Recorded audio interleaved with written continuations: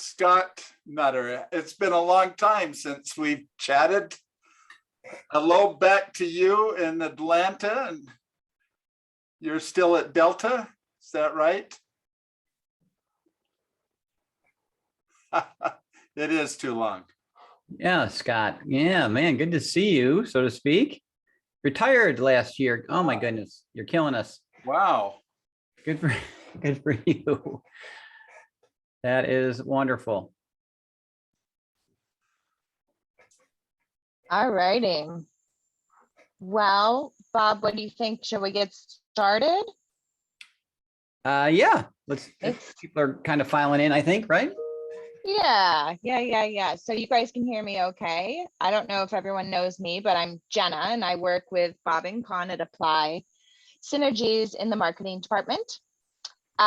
So I wanted to kind of kick this off and welcome everyone to this author's webinar event. We do hope that you've been enjoying Bob and Con's ebook that just released this past July.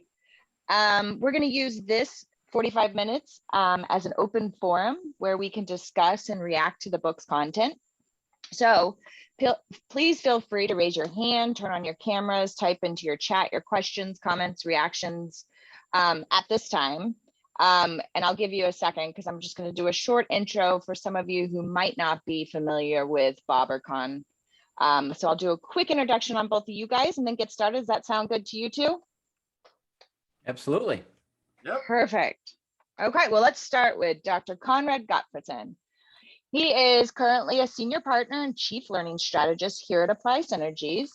And Apply Synergies is a strategic consulting firm that specializes in helping learning organizations and businesses design, develop, and measure effective learning and performance support strategies, as well as workflow learning that meet the 5 moments of learning need. Con earned his PhD in instructional psychology and technology. I won't give the year. However, after graduate school, he immediately began working on his real world experience, and that was at the Standard Oil of Ohio. It was during this oversight of the training, help desk and technical documentation at the Standard Oil Company that Con recognized that there are 5 moments of learning need. It was also during this time that he began pioneering a performance-based approach to instructional systems design. And after leaving Standard Oil, spoiler alert, in 1988, he began an independent consulting practice during which he continued to evolve through real world experience and agile instructional design methodology that is now called Enable. So Con, welcome. Thank you for joining us today. Thank you. That was 1984 when I finished that. I know. I was like 12. Yeah. Yeah, everyone, a lot of folks weren't around then. I'm just teasing you. Yeah, so then on to Bob Mosher, who's been in the industry for 70 plus years. No, I'm joking. But he's a founding partner here at Apply and the chief learning evangelist. Before Apply, he was with Microsoft. There he was the director of learning strategy and evangelism. And that department was featuring innovative learning products that helped individuals and organizations learn more and go further using Microsoft's technologies. Bob, however, started his career in adult education with Element K, where he was their executive director of education for 16 years and helped direct and influence their learning model and product. So I'm sure many of you on today have seen Bob speak, as he's an active and influential leader in the learning and training industry and is renowned worldwide for his and Con's pioneering role in approaches to learning. So, Bob, welcome. Thank you. Yeah, actually what's not in there is before that for 5 years, I taught 3rd grade. So, that's right. Oh yeah.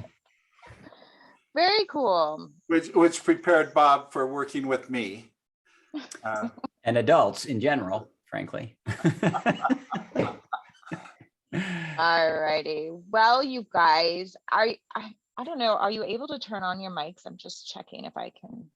I'm wondering, and I think since this is a webinar, are they able to? I'm hoping they can. Well, we can turn them on, allow to talk. That would be great. And we also have chat friends. So make sure you have the chat open and that your little blue bubble at the bottom by the two things says everyone, so that we can all see your questions or comments or in the chat. Yeah.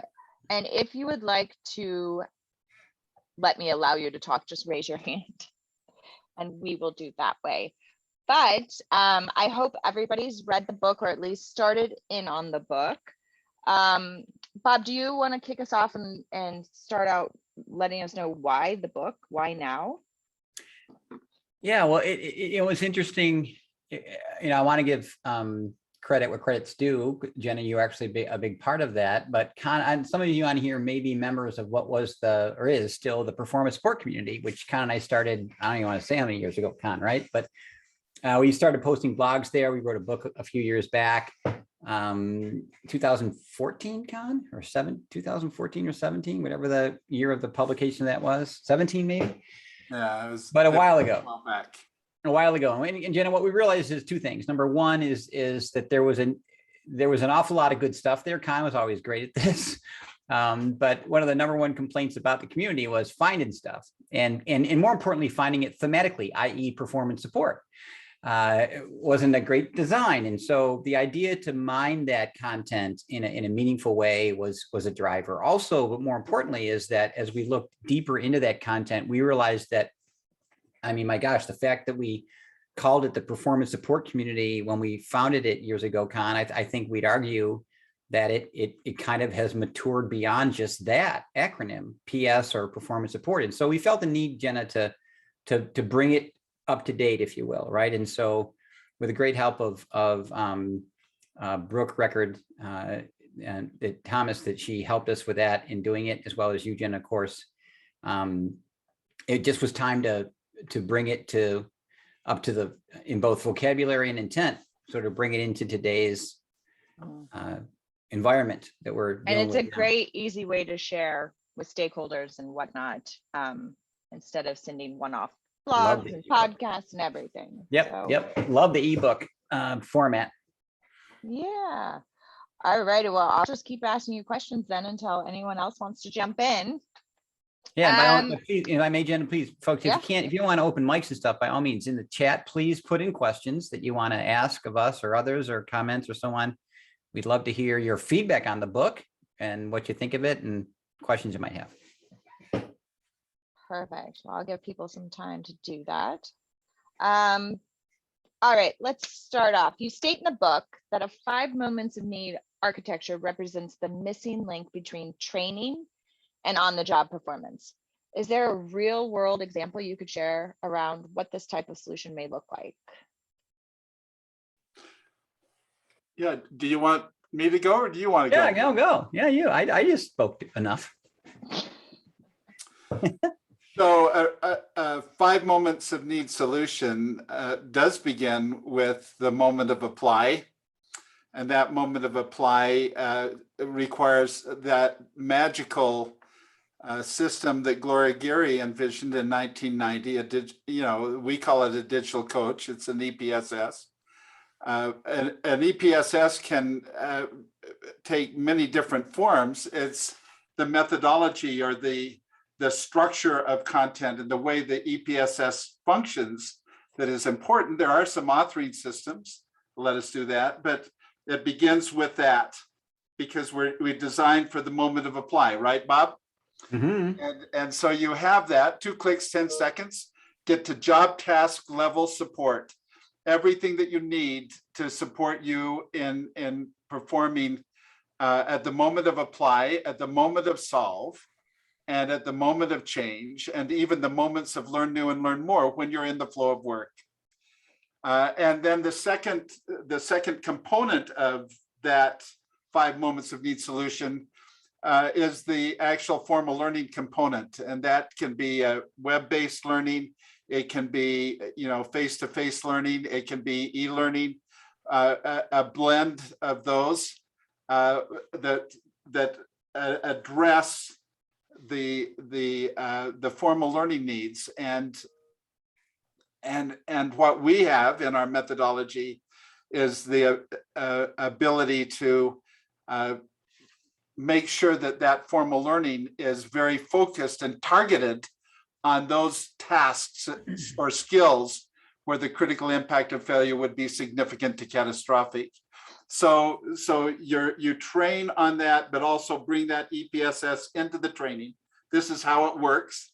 You train on those targeted skills that are high risk skills. You bring the EPSS in there so that folks learn how to use it, and they're working from that. And then you begin to bridge the gap with assignments into the workflow with that, using that EPSS, to where then when folks are in the flow of work and they may not have learned a task, 2 clicks, 10 seconds, they're at the steps, they move through those steps. The next time they move through those steps and maybe use a tool or two. The next time they're growing in experience, they move through the steps, but they might also call a friend, that also has those links. So all of that is experiential learning, and you're learning while working as you move through those steps, doing your job. What did I leave out?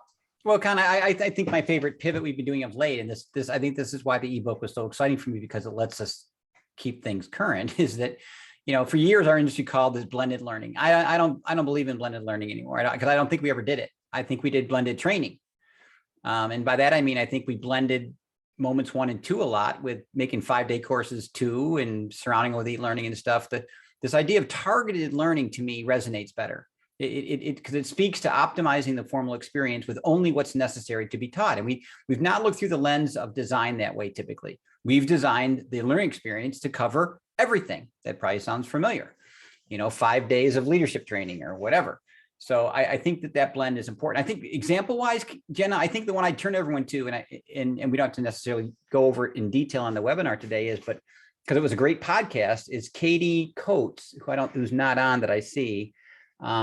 Just did a remarkable job of all content I just explained in their onboarding program, which actually won a gold award for performance support in the Brandon Hall awards of late, as well as some great work done by Colgate, another podcast in manufacturing that also won a Brandon Hall award. So, and that was a blend, like Con said, that the classroom became a place to experience, try, fail, not, if this is going to sound weird, teach, right? Cover everything. And I think that's where, their 18-month onboarding program became 4, 6 months. And same for a fundamental shift at Colgate that was equally as powerful. We do have some questions. Oh yeah, Bob, I was just going to say, Darren has his hand raised. So before we get to the questions, I just want to make sure Darren doesn't have a follow-up question. So Darren, you're off mute. Thank you. I appreciate it. You guys hear me okay? Yeah, Yep. I can. Hey, Darren. Great. Longtime fans, Con, Bob, appreciate it. Question, we're just now embarking onto the embedded performance support journey, and there is trepidation internally on what's going to happen with our current learning modalities, right? How do we embed our videos and e-learnings, and how do we build that ecosystem so that everything is cohesive and we don't feel like we're stepping on each other's toes? And I'm trying to figure out where to start on mapping that out, and I was hoping you could provide some insight there. You go, Con.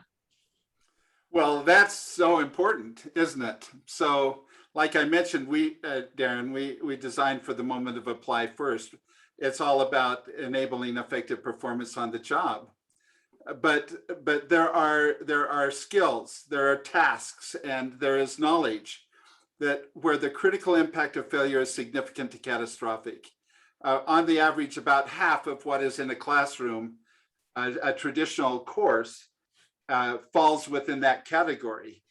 And today, there's not enough time to really provide real intensive instruction and instructional methodology for those skills. Well, when you push half of the content into the flow of work to be learned while people do their jobs, then you have time to really focus in on the things that matter in a way that makes a difference, that is applying true methodology. And you'll shorten the classes, but you still have formal learning in all of its forms in all of its vital importance. Does that make sense, Darren? It does, right? So it basically, it's a way to, if anything else, increase the importance of some of those ILT sessions. Or whatever, Oh my right? gosh. Right. Yeah, it's versus funny, take Darren. away from it. People that have been on this journey will tell you that, and trainers that obviously you're gonna have to come up against them, because they view the first thing they're whacked with is, you took half of my class away, so therefore you diminished my value and my impact, which I get, because they're just doing simple math. Sure. Right. But what they'll learn from this when you do targeted training as a design is that their job and their role and what and they'll also be the first to complain that they have to overteach. There's so much to cover. I can't get through it all. Yeah. What this allows them to do is optimize the time and attention of their learners, only teach the critical skills, which are the ones that they're best at, do more practice and trial and error and so on in the classroom than they've been allowed to do in the past, because they had to cover everything. These are things that come out of the design. As far as the other assets you mentioned, the ecosystem that you're dealing with videos and so on, that's where the pyramid that we talked about in the book comes in. And I don't know the degree to which we got real deep into this, but there is something called learning asset analysis, which is when you look across your enterprise, you're going to find a lot of good stuff. A lot of it not made by us, by L&D. Sure. And so what the digital coach and the pyramid can help you do is give that. And the main complaint of most ecosystems is that they're just too chaotic. Yep. Zillions of SharePoint sites and the videos are in 9 different places. And e-learning, the e-learning library is too big to search. I can't find things. That what you'll be able to do with a pyramid and this design, and a digital coach in particular, is bring semblance to the chaos that's below that by the overarching architecture you can lay on top. And that's where, because everyone wants the resources to be used well and effectively. The learner will tell you it's just getting to them is more than half the battle. So that part of the design can help. Awesome. I appreciate it. Sure. Thanks, Darren. And that pyramid structure and that content in the EPSS allows us to build that. And then we just build the added content for the learning. And the result of that is you don't have duplicated effort, and really the footprint of effort of building a 5-moment solution is about the same of what we spend building a regular training course. Go ahead. All right, Con. I was just going to say, Scott has a question that maybe you can speak to. Scott says your book's great. Good job. But how will AI and machine learning impact more traditional EPSS? Well, I'll make a pass, and then I'm sure Bob will have some very insightful things to say. And Scott, I'll put you on so you can talk, so you guys can chat. I've allowed you to talk. Go for it, Con. So AI and machine learning changes the landscape of what performance is, but it's all about performance. As making judgments, it's doing things. So we're working with a client right now that has some very smart tools that accomplish much of the work, but then there is oversight of that, and there are higher order thinking and higher order work that folks are doing. And so, your judgments have to be made. There are all those things. So, it's about performance, right? And it's about using the tools to make sure performance happens. So if there's AI and machine learning, it just changes the landscape of performance. But that doesn't mean that people aren't still performing and needing to know so that they can do the work of the organization. That makes sense, Scott. And Scott, the big complaint about traditional EPSSs is that they're they're often pull. We get this question all the time. How do you make people use the tool? And first you can't make them. A lot of that is in the design and the degree to which you've understood workflow and you've nailed the context, which is the highest level of the pyramid. But again, they can sit idle because many of the current or the earlier versions of an EPSS authoring environment, you had to design it such that the learner knew where it was and they pulled the trigger. AI and machine learning is going to change that dramatically. It's going to allow us, like a lot of adaptive learning tools that are on the market right now, frankly, it's going to allow the tool, if you remember the days of Clippy, to more wisely than Clippy ever did. Clippy triggered on behavior, not trending or a lot of other things that the more mature AI and machine learning algorithms can do. It just, if you started typing a letter, Clippy jumped in and said, "You're typing a letter. Can I help you type a letter?" And many people went, "No, you can't, because I'm fine. I don't need help typing a letter." But AI and machine learning will let you watch trending in behavior, lapse in memory, forgetful curve, bad behavior that it can do over the shoulder and watch someone in IT perform wrong and jump in and go, "Whoa, whoa, whoa, whoa, you're wrong. You're doing that wrong." These kinds of push side of the current landscape will be markedly improved by those technologies. Yeah, smart, proactive performance support, right? And that's so it's it works in both of these directions, from what we do with performance support and what we are supporting. So it sounds like tremendous potential for positive impact. Is there any downside? Huge. Any downside? Yeah. Expense. It's awful expensive technology, Scott, right now. It's in, where I've seen it used really well are in really wealthy companies or the military and government for scary, deadly things. I think the price tag of it getting into the mainstream of a more common, authoring tool, I think it's going to take some time for us to get there. And I think, again, I think there's the Clippy problem. I think the danger of, one of my biggest learnings about performance support is that if it's wrong or if it's viewed as intrusive, no one wants to use that. So how do you balance AI and machine learning such that it doesn't cross that line like Clippy did, and therefore cause some problems in usage and trust or annoyance of these things in a way that's meaningful. Scott, anything else you'd like to add? Oh, I mean, I could talk forever, but no, this is great. I appreciate it.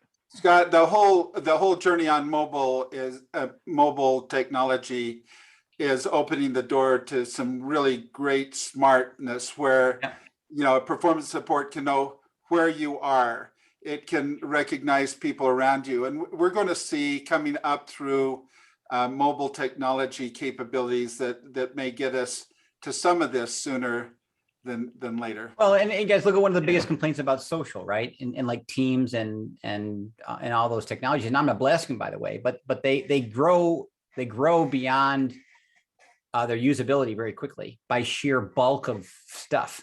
How do you harness and mine that effectively? Well, this AI stuff and machine learning is going to help us do that. And to Con's point, the problem with social learning is finding the right person. Well, through understanding metadata and behaviors and role, all those kinds of things, I think the ability to streamline the social level of the pyramid to get to the right person at the right time for the best answer is going to be accelerated in some remarkable ways.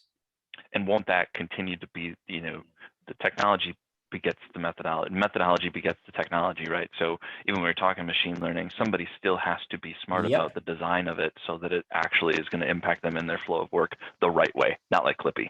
Yeah, well, then right, and if you go back to Clippy's failure was poor design, not technology. And I'm not bashing the Clippy designers; they had great intent, but they didn't understand some fundamental things around learning theory, and so on. So yeah, it's got to be a marriage. We've talked about this before, and whenever tools have gone ahead of methodology, they've struggled. But in my journey, very few have been able to square peg round hole that. So, yep, great question. Darren, you asked the question about explain this to executive stakeholders. We've got some pretty good data, benchmarking data from organizations over several years. And what we know is that those who are closest to performance get it fast if they just see it happening. That is, you bring up a digital coach, an EPSS, and get it going. Frontline leaders get it. Even your key stakeholders that you're working. But as you move closer to the C-suite, it's data. It's data in the end that changes the perception. You can pull data from other organizations that can get their attention, but when they see it really happening at theirs, and that requires implementing it in such a way that you have that, you can get that real data. You nailed it, right? It's almost it's double-edged, right? They gotta see the proof in the pudding, but to get it implemented and to get it started, like you said, it's pretty expensive up front. So try to get that upfront investment. So we've tried to like swag some time to proficiency numbers and accelerated timelines for onboarding and swag them a little bit, but they kind of have to see it in. So here's some low-hanging fruit that can entice or cost justify the investment. And that is, if you're going to reduce the footprint of a course by half, there's some dollars behind that in terms of getting people to work, and if you can cut the time, like we see all the time, the time to proficiency in half. If it takes 5 months to become proficient, 18 months, whatever that is, to become truly skilled, if you can cut that in half, then you have much more productivity. Therefore, you can reduce the hiring rate, that is the number of hires. There's some ways to get at some real numbers there that can cost justify up front. Does that make sense, Darren? It does, 100%. Okay. Yep. And never underestimate, my friend, the power of small wins. Yeah. We in L&D, we think in too big a chunk size. We use words like lesson and unit and course. And when you're down in the weeds of performance, you can zero in on something that's being done badly in and of itself, and build to solve that.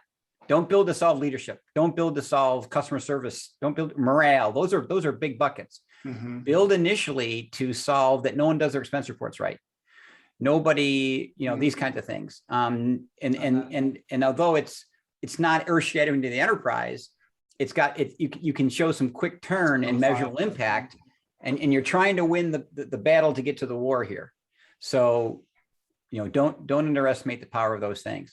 Got it. And I'm assuming this still works for competency-based learning as well, right? You want to speak to that one, Con, at all? Well, most approaches to competency development, developing competencies like leadership competencies and so forth, is that they train on that. They train on values, on competencies.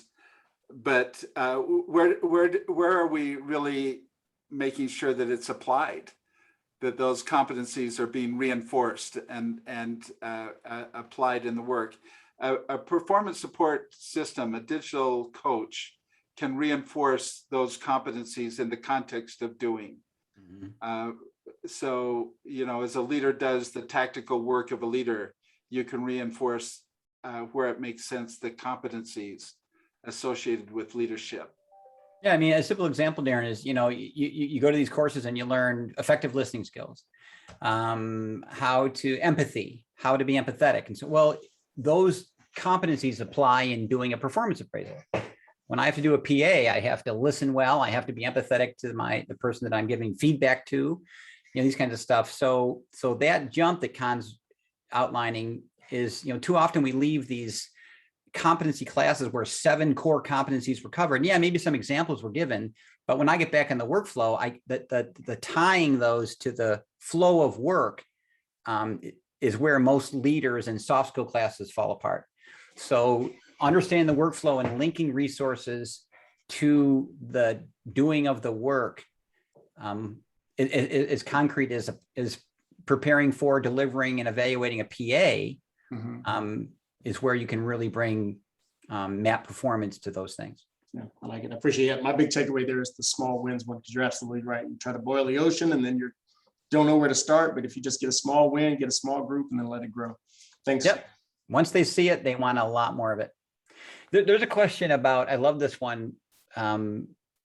Belays, I'm sorry, I'm terrible with names, my friend, but about a lot of the books seem kind of be focused on internal corporate stuff and my impact on, but a lot of folks have to do customer stuff, things that's external. I mean, my first pass at that, and again, also by all means jump in, is that couple of things. A lot of times you can find out what customers want to know and where they need help by your call centers or your help desks or just customer feedback forms or things, depending if you're in retail or whatever you're doing. And like we just talked about with Darren, is as opposed to making a more workflow oriented end-to-end digital coaching stuff, you can focus in on very scenario-based situational support. And so, what are the 10 most common help desk calls that a customer calls about? If we could take those off our help desk line and let the customer self-explore and self-discover and self-remediate those 10 things, that would be a remarkable win to obviously the customer first, but the enterprise second. So sometimes Con talks about what's called an information EPSS versus a more performance or workflow focused one. Sometimes the customer, your first iteration of something customer focused might be more information based, reference based than the workflow based ones we've talked about when we know the context and it's more controlled and contained inside of an enterprise. Yeah, Al Bender at Stanford many years ago, Blaze, did some interesting research on self-efficacy, self-faith. What he found is that if you can help people move to actual successful performance, rapidly, experience successful performance, their self-efficacy, their confidence rises, their engagement increases, they become much more. And so whether you're inside a company or outside of a company, if you have an individual who needs to do something and you provide them the capacity to successfully do that or to recover if they make a mistake, those things engage learners, whether they're in or out of a company. So we see performance support on both sides of that fence. And it's very powerful because as long as people need to perform. Now, if when you have a workplace, you have work that has to be done and people are hired to do that. But if you're Home Depot and someone is wanting to repair something, that can be plenty of motivation. And if you make it 2 clicks, 10 seconds, get to it, you'll have great engagement. And I think this shows great promise for the chatbot stuff. You're seeing more and more of them emerge on a customer service side or the customer side, because again, we're anticipating those 10 most common questions. Again, I think to Scott's question earlier, I think we have to be careful about overuse. Sometimes people just want to get to a call center person. They don't, depending on how well the technology is wired or designed to guess correctly is one thing, but I think there's some great promise in things like that. Are we helping Blaze? I see you're there. Absolutely. Thank you. Yeah, it's reinforcing what approach I did want to take, which was help, right? If you can cut down on the amount of help calls coming in, that's also a really great quick win for the C-suite. Sure. So, And I think there's 2 layers to this, right? And I think Con gets it to the self-efficacy. Depending on the industry you're in, we want a self-serving buyer, right? We want a self-serving customer, but I think you get to self-serving through self-efficacy and feeling confident in taking that next step and trusting these resources and online help that's there. start with something, but I think the evolution to get someone there is helping them with what's right in front of them, before they're self-confident in doing what they do or using your product or those kinds of stuff. So there's the nudging in the first layer, and the solving their immediate problem, going, well, wow, this was terrific, that was really helpful, I'll come back here again for this. That's when they move into the self-efficacy side and the self-confidence side, to feel, to not wait for someone to come on the line in an hour and a half or call me back. I've learned that your site's good, the answers are apparent, and I can self-serve with what I want to find for myself as a customer.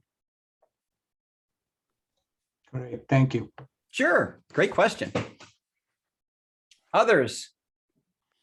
We have a comment. I really like how you define the difference between training and performance support. Sarah, I believe is the name. It was eye-opening for Sarah. Yeah, again, I think that's an important comment, because this is my pet peeve that I'll go on a little rant on, Con, here, is that you guys know this, and if you listened to one of our podcasts earlier, I am a vocabulary freak. And I do not, and our industry doesn't do this well. We lob out words like, if I dare go there, micro learning, and then we just all run at this thing. Now, really, and I don't think we've defined micro learning well yet. And so that's why we try to be really careful in the ebook. And we just did an entire podcast on the importance, and within our company at Apply, we had this company meeting about, because even in our own company, you guys, we were throwing words around that we didn't know we didn't have a common agreement about what they meant. Right. So back to the question about selling to the C-suite and stuff, you have to get good at your pitch, and you have to get crystal clear on your intent. And so, when you say performance support, what does that mean? Do you have a definition that follows it? When you say training, what does that mean? And by the way, what doesn't it mean? Because right now in many organizations, training is a huge word that covers everything, and I don't think it does. So having that level of granularity and clarity within your own L&D team, and then in your ability to explain it to others, is where those ahas come from. Yeah, and training, learning is what the learner is doing, and everything that the learner does to proactively learn. Right, training is what a facilitator or an instructional designer is orchestrating principles to train someone. But we use those two terms just back and forth. But the one term that is being misused and abused today is workflow learning. And everyone wants to be on that bandwagon. And so vendors are saying, yeah, we're an LMS, we're a workflow learning technology. Well, no, you're not. And so there are some proponents of workflow learning who just assume that if you've got a e-learning course and it's in the workflow and I can get to it in the workflow, then I have workflow learning. No, you're stopping work to learn. So it's not that. So our definition, of course, of workflow learning is learning while working. That is, while I'm doing my job, I have the support that I need, and I learn while doing that. And the further I step back away from that, the further I get away from true workflow learning. Yeah, I think one of the earlier things that bit us back was blended learning. Oh, I don't think we did it. I don't think we did blended learning in the eyes of a learner. A blended learning to a learner is meeting all 5 moments of need that Con so brilliantly thought up years ago. From the consumer back, that's blended learning. We did blended training around moments 1 and 2. We mixed up the chairs on the deck of the Titanic, but we were still kind of sinking, and so, but we threw it out like we like acronyms and terms, and so we put it out there, and then we spent the next, maybe to this day, figuring it out. And I think we do a disservice in that, and in our own learnings that apply, and in this, we've done the same. Like I said, we were throwing vocabulary around with our own company, and finally, we threw our arms up and said, whoa, wait a minute. let's take a step back and talk about, and we did a whole mural activity, if you know what mural means and stuff. But what came out of that was some clarity that has served us greatly in our work going forward. If I could just mention, it certainly was, it was one of the biggest light bulb moments that I had in quite a while, because we were getting ready to implement this, this performance support. And even the people who were bringing it to the instructional designers were using the wrong language. They were articulating the wrong language to their stakeholders.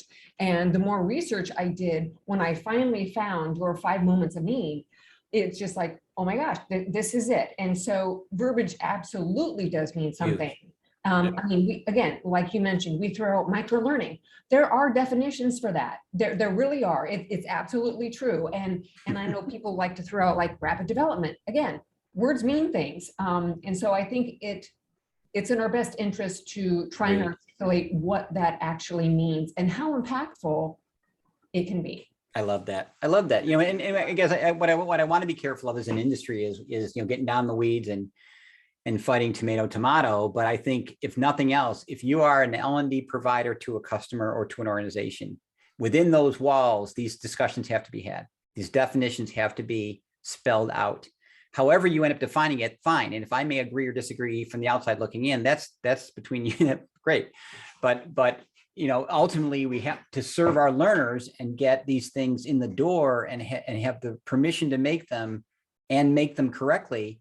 We have to start at the verbiage vocabulary level, so we can build them internally and deliver them externally. Thank you, guys. So we're running up against our time. We have a few minutes left. So if there's any last questions out there, please raise your hand or let me know. Or Bob, do you think we have time for one more? Well, I want to run, Darren, if you don't mind, I want to run at this whole gear thing. Kind of were talking about this morning. If you're not familiar with gear, it's GEAR. It's in the book. It's around gather, expand, apply, and reinforce. It's a model Con brought to me in my earlier days before we were business partners, in how to do virtual instruction. And I think we have to. Our industry has to be careful here. We've got an opportunity, yet another one, gamification, virtual work. Here we are and the pandemic has accelerated this in ways that I've never seen anything else accelerated in my life. But to Scott's question earlier, methodology has to beget technology here. And just because you've got a virtual platform in-house does not mean you have virtual instruction and a good virtual experience. So, look at gear on our side by all means, but look at something. Think instructionally, because this opportunity, the window will close as fast as it opened. And I really think we can emerge from this thing with some remarkable new ways of being allowed to do things. And virtual instruction is one we've got to look at really carefully. If I may, there's a lot of bad stuff out there, maybe more than good. Again, not malicious, but. Yeah, and we've been there, e-learning. Just because it has learning on there doesn't mean that every e-learning course is structurally sound, right? Agreed. So we've got to have the capacity to look at this. Gear is so powerful because it spaces learning. You have a gather session, and then you have expand and apply set assignments that are in the flow of work, where people can actually apply what they learned in that virtual gather session to their own world of work. And then they return and receive feedback, and that feedback, it becomes very powerful. It turns learning on its head. Yeah, and Scott, you're right. I mean, when Con introduced me to this, I was at Microsoft at the time, and we were going virtual there. This was years and years and years ago. And one of the instructors who volunteered to be a part of the pilot group, one of the more powerful things I learned from him when we did a debrief was he said, "Look, this is great for virtual. I love it, but I'm never going to teach the same way again. I'm never going to do ILT the same way again after I've understood this model." And so. Yeah, and also, friends, it's a great place to slide an EPSS in, a digital coach, because if you're fighting the battle for a digital coach from a technology perspective, let that one go and fight it from an enablement performance perspective with your virtual instruction. A digital coach in the gear model is essential to it working. And so it's seen as such a powerful add-on to the methodology, maybe not something that you're feeling like you've got to force into an organization. Yeah, and technically a digital coach, what Frank Gwynn says, I don't fight a lot of battles by trying to change the language. I just tell them, sure, we're going to do a learning solution, a course. And then he builds, then he builds performance support.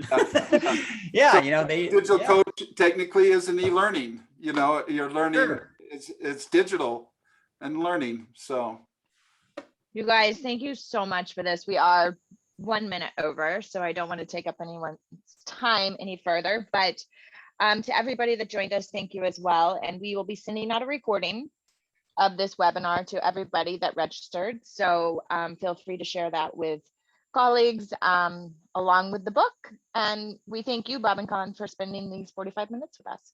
Thank you. Thanks. Stay in touch, friends. Let's keep the dialogue going. Thank you for being here. Bye. Bye, Bye now. guys.